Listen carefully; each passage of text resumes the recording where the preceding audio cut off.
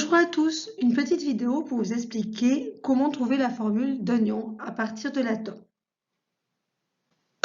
Dans le tableau périodique, il y a de nombreux atomes. Certains ont leur couche externe saturée, d'autres pas. Les atomes qui ont leur couche externe qui n'est pas saturée, donc qui n'est pas pleine, vont pouvoir gagner ou perdre des électrons pour devenir stables, comme les atomes qui ont déjà leur couche pleine. Donc, ils vont tous essayer de ressembler en fait aux atomes de la dernière colonne, la colonne des gaz nobles qui ont leur couche pleine. Mais comment savoir si un atome va perdre ou gagner des électrons? Pour trouver l'ion qui correspond à un atome, il faut suivre la méthode suivante.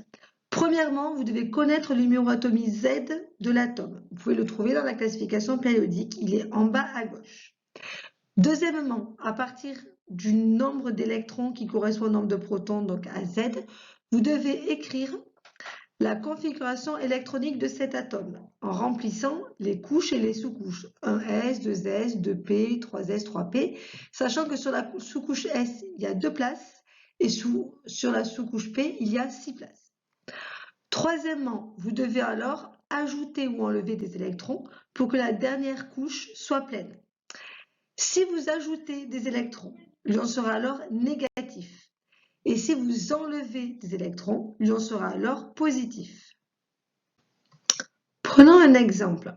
Pour l'atome de sodium, nous allons essayer de trouver quel est l'ion qui lui correspond.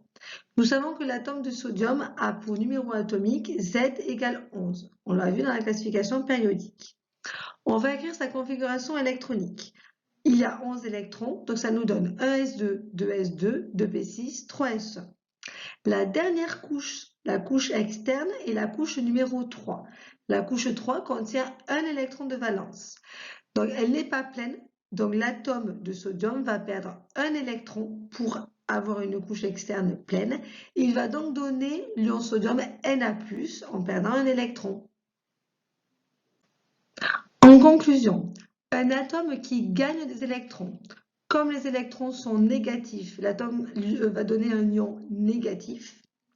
Et un atome qui perd des électrons négatifs va devenir un ion positif. Voilà, merci de votre attention.